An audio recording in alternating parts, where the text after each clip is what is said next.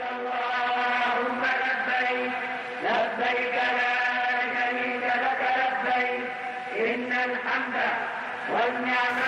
الحمد لله والصلاة والسلام على رسول الله وعلى آله وصحبه ومن والاه. كبراننا كبرات حجاج بيت الله الكرام يتكبراتشو የሐጃጆች የውሙ ዓረፋ ምን ማለት ነው ብለናል።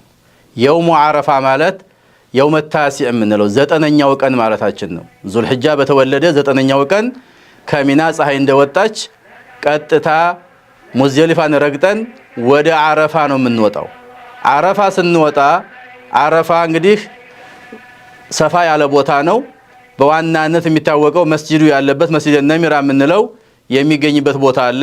እዚያ አካባቢ እንደርስና ቀደም ብለን ገብተን ከዙሁር በፊት ጧቱን ማለት ነው ዙሁር እዛ መድረስ አለብን የግድ ነው። እዛ ከደረስን በኋላ ስንሄድ ለበይክ اللهم ለበይክ ለበይክ لا شريك لك لبيك ان الحمد والنعمه لك والملك لا شريك لك የሚለውን ሁሉም ሰው እያሰጋባ ወንዱ ጮሆ ሴቱ ድምጹን ቀነስ አድርጎ ይቀጥላል። ዓረፋ ላይ ከደረስን በኋላ መጀመሪያ ኢማም ወይም አሰጋጅ የሆነው ሰውዬ ሶላተ ዙህርና ሶላተ العصርን በጀምዕ አንድ ላይ አድርጎ ቀስር አድርጎ ዙህር ላይ ያሰግደናል። ጀማዓተ ተቅዲም እንለዋለን። ቀድሞ የሚሰገድ የስብስብ ሶላት ይባላል። ዙህርና ዓስርን ቀደም ብሎ ኹጥባዎችን ከኸጠበ በኋላ ያሰግደናል፣ እንሰግዳለን። ያው ጀማዓ የደረሰ ጀማዓ ቢሰግድ ይመረጣል። ያልቻለም ያመለጠውም ካለ የግድ መስገድ ያለበት በዚህ መልኩ። ከዚያ በኋላ ወልዓረፈቱ ኩሉሃ መውቂፍ ዓረፋ እንግዲህ ሁሉም መቋሚያ ቦታ ነውና ዓረፋ ቦታ ላይ ባገኘነው ቦታ መቆም አለብን። ግድ ዘች ተራራው ካልወጣን ብለን መቸገር የለብንም። ሶላተ ዙህርና ዓስር እንደጨረስን ቀጥታ ዓረፋ ላይ እንቆማለን። ዱዓ ነው የምናደርገው። እስከ መቼ የሚለውን ፀሐይ እስከምትገባ ድረስ ዱዓ ነው የምናደርገው።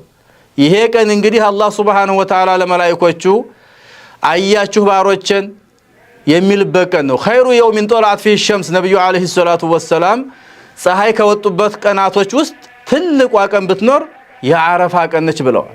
ስለዚህ ወኸይሩ ማ ቁልቱ ወነብዩነ ቀብሊ እኔም ሆንኩኝ ነብያቶች ከኔ በፊት የነበሩት ከተናገሩት ሁሉ በላጩ ላኢላሃ ኢላላህ ነው ብለዋል። በዛን ቀን ተውሂዳችንን የአላህን አንድነት በብቸኝነት ተመላኪነቱን የምናንጸባርቅበት ላኢላሃ ኢላላህ ወህደሁ ላ ሸሪከ ለሁ ለሁል ሙልኩ ወለሁል ሐምዱ ወዐላ ኩሊ ሸይኢን ቀዲር እያል ከዚያ የምንፈልጋቸውን ዱዓዎች በተለይ ረበና አቲና ፊ ዱንያ ሐሰነተን ወፊል አኺረቲ ሐሰነተን ወቂና ዐዛበናር የመሳሰሉ ዱዓዎችን እናደርጋለን። እስከ መቼ? ዙህርና ዓስርን አንድ ላይ ስለሰገርን በቃ እስከ መግሪብ ፀሐይ እስከምገባ ድረስ መቆየቱም ግዴታ ነው። እስከዚያ መቆየት አለብን። ፀሐይ እንደገባች ወዴት እንሄዳለን? ወደ ሙዝደሊፋ እንሄድና መግሪብና ዒሻን ሙዝደሊፋ ነው የምንሰግደው። ከዛ በፊት መሰገድ የለበትም። ይሄን ይመስላል። በደንብ ተከታተሉ።